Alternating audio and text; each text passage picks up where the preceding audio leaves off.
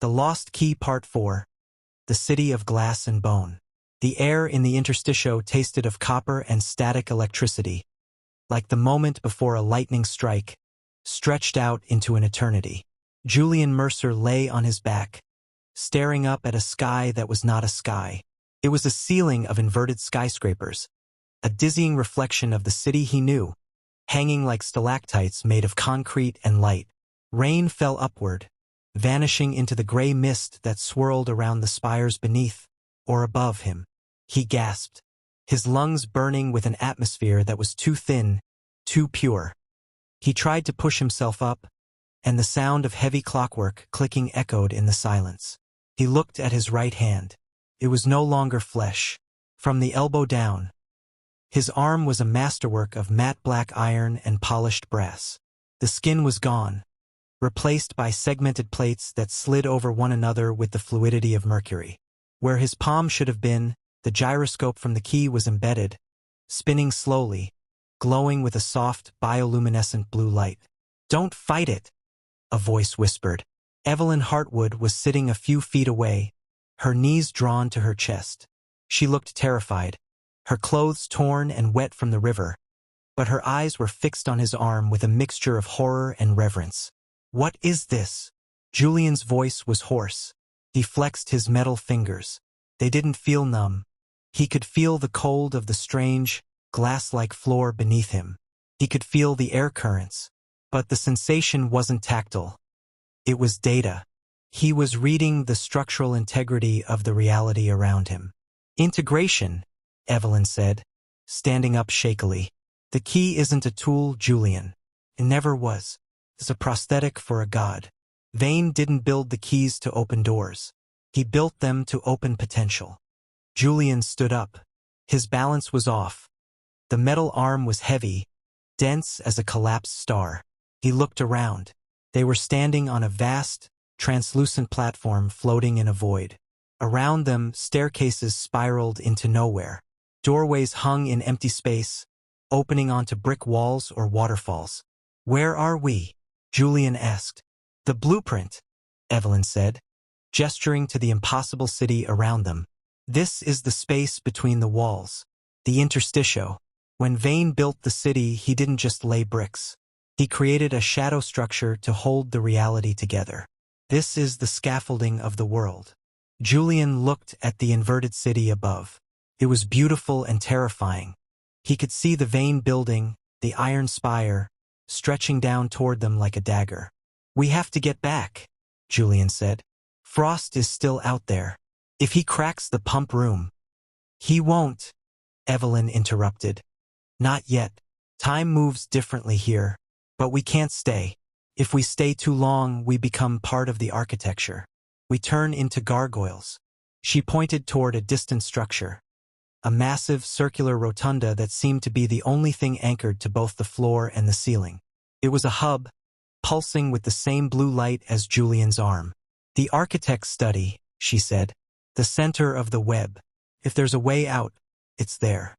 Julian took a step, and the floor rippled like water. He clenched his metal fist. The gyroscope spun faster. He realized with a jolt that the floor responded to his will. He wanted it to be solid, so it became solid. "Lead the way," he said. The journey across the interstitio was a nightmare of shifting perspectives. Gravity was a suggestion, not a law. They walked up vertical walls of red brick that twisted into cobblestone streets. They crossed bridges made of solidified smoke.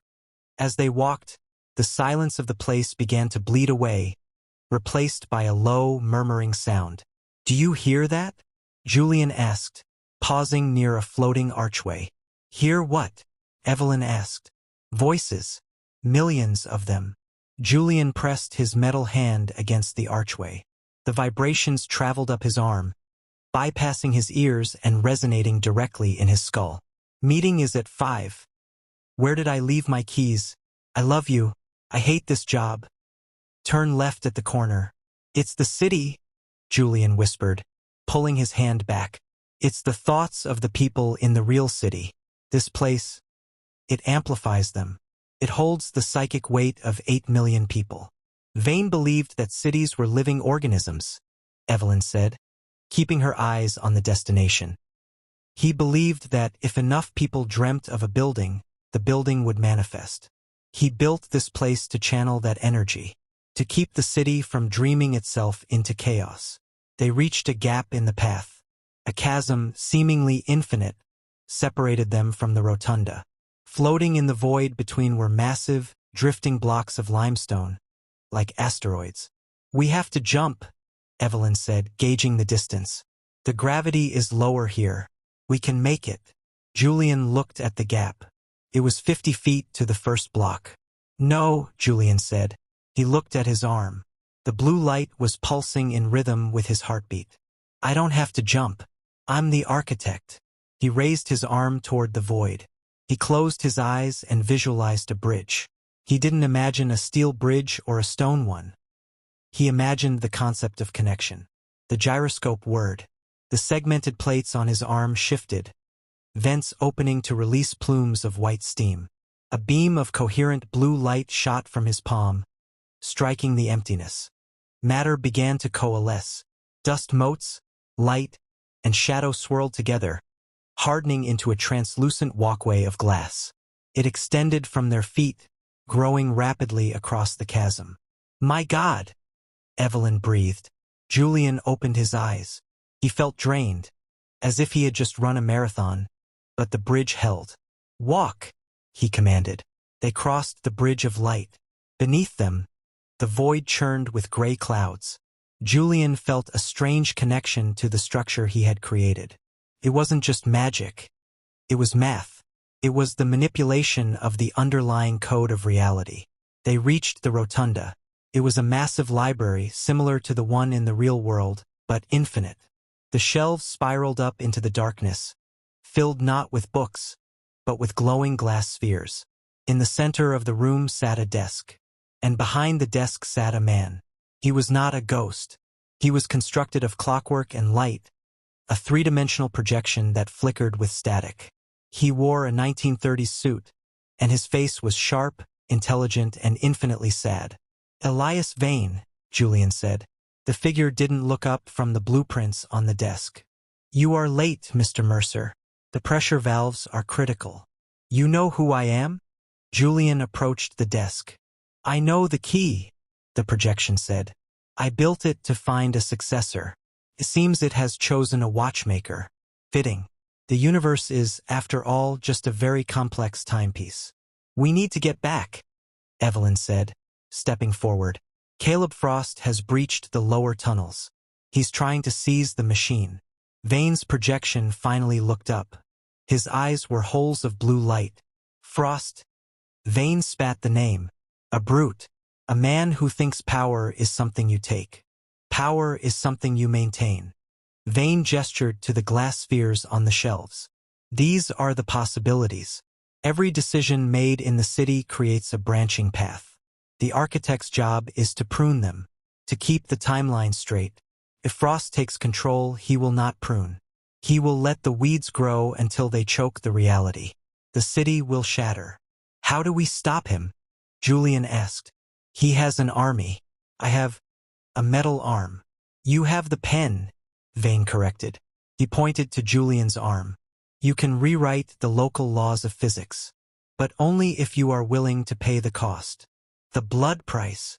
Julian asked, looking at Evelyn. "The caretaker mentioned it." "Blood is crude," Vane scoffed. "That was my mistake. I sacrificed my daughter Eleanor to bind the machine. It didn't work. It only created grief. The machine doesn't run on blood, Mr. Mercer. It runs on memory." Julian froze. "To seal the breach, to eject Frost and lock the doors forever," Vane said, "you must give the machine your history. You must forget who you are. The key will consume your past to fuel the future." Julian looked at Evelyn. He thought of his shop, the smell of beeswax, the quiet evenings alone. He thought of the adventure they had shared over the last 24 hours. "I lose everything?" Julian asked. "You lose the memory of it," Vane said. "You will be a blank slate, perfect guardian. No attachments, no bias." "No," Evelyn said firmly. She grabbed Julian's flesh hand. There has to be another way. Vane is a pessimist. He failed, so he thinks everyone must fail. The geometry does not lie, Vane said, his image flickering. Frost is drilling into the core in the real world. You have minutes. Julian looked at his metal hand. He looked at the blueprints on the desk. They were architectural drawings of the Vane building. You built the building as an antenna, Julian realized, to broadcast this reality onto the real world. Yes. Then I don't need to rewrite the past, Julian said, his mind racing, the gears in his arm clicking in sympathy. I just need to change the channel. He looked at Vane. I'm not going to seal the breach. I'm going to open it. That is suicide, Vane said. If I open the breach wide enough, Julian said, the interstitial will flood the pump room. The physics of this place will bleed into the real world. Frost relies on guns and drills. Those things don't work here. If I bring this reality to him, he's powerless. And the city? Evelyn asked. If you merge the realities, I'll hold it together, Julian said, clenching his fist. The blue light intensified, blindingly bright. I'm the architect now. He slammed his metal fist onto the desk. Send us back, Julian commanded. The projection of Elias Vane smiled, a flicker of pride crossing his static-filled face. Very well. The fifth door is the ceiling. The rotunda exploded. There was no transition. One moment they were in the silent library of the void, and the next they were falling. They slammed into water. Cold, dirty, real water. Julian thrashed, his metal arm dragging him down like an anchor. He kicked hard, his boots scraping against metal. He breached the surface, gasping. They were back in the pump room under the river. But it had changed. The ceiling was gone. Above them, the sky was a swirling vortex of blue energy and inverted buildings. Julian had brought the interstitial with him. The gravity in the room was fluctuating. Water droplets floated in midair. Caleb Frost was screaming. He was standing on the gantry above the water, clinging to a railing as the metal twisted and warped like rubber. His mercenaries were floating helplessly in the air, their weapons useless as the gunpowder in their bullets turned to sand. Mercer! Frost roared, staring down at Julian. What have you done? Julian pulled himself onto the walkway. He felt heavy, exhausted, but the key was humming with limitless power. The intersection of the two worlds was feeding him.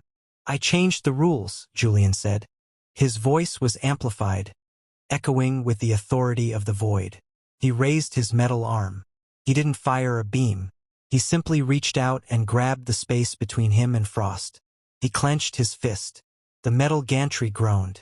It folded in on itself, trapping Frost's legs. You want the machine? Julian walked toward him, the floor plates rearranging themselves to form steps under his feet. You want to control the city? You can't even control your own footing. Frost struggled, pulling a combat knife. He slashed at Julian. Julian caught the blade with his metal hand. The steel knife shattered into glass shards upon contact. Go home, Caleb, Julian said softly. He placed his palm on Frost's chest. The gyroscope spun. Pulse. A shockwave of kinetic force blasted Frost backward. He flew through the air, smashing through the weakened airlock door, tumbling out into the dry access tunnel beyond. His mercenaries, seeing their leader defeated and the laws of physics collapsing, scrambled to follow him, swimming through the air like panicked fish. Julian, Evelyn shouted. She was at the control console. The breach is widening. The inverted city is descending. If it touches the real skyline, they'll annihilate each other. Julian turned to the machine, the brass heart. It was beating wildly, out of rhythm. We have to separate them, Evelyn yelled. You have to close the door. Julian ran to the console. He jammed his arm into the interface. The pain was immediate and blinding. It wasn't physical pain. It was the psychic scream of two universes trying to occupy the same space. He had to push the interstitial back. He had to prune the branch. Vane said I had to forget. Julian gritted his teeth, sweat pouring down his face. Vane was wrong. Evelyn was beside him, her hands on his shoulders. He was alone. You're not. Julian looked at her. He focused on that feeling, the anchor of another person. He used it to filter the noise. He visualized the door closing. He visualized the lock turning. Click. The vortex above them screamed. The inverted skyscrapers began to recede, sucked back into the sky. The gravity in the room normalized with a bone-jarring thud. The water crashed down. The silence returned. Julian fell to his knees, smoke rising from his metal arm. The blue light faded to a dull, warm ember. The room was wrecked. The brass heart was silent. The portal was closed. Evelyn slumped against the console, sliding down to the floor. Is it over? Julian looked at his hand. The metal had receded slightly, the skin looking less like armor and more like a glove. But it was permanent. He was part of the machine now. Frost is gone, Julian said. But he's not finished. He saw what the key can do. He saw the power. Julian stood up and offered his flesh hand to Evelyn. She took it. We need to get to the surface, Julian said. The sun is coming up. They emerged from a subway grate in Battery Park just as dawn broke over the harbor. The city looked the same. The taxis were honking. The pigeons were scavenging. The joggers were running. But as Julian looked at the skyline, he saw it differently. He saw the ley lines of golden light connecting the buildings. He saw the structural stress points. He saw the ghost of the inverted city hanging like a memory in the clouds. He checked his pocket. The Codex of Foundation was still there, wet but intact. So, Evelyn said, wrapping her coat tight against the morning chill. You're the architect now. What's your first decree? Julian looked at his metal hand. He flexed the fingers. The soft click were sound lost in the noise of the traffic. We don't hide anymore, Julian said. Vane hid his secrets.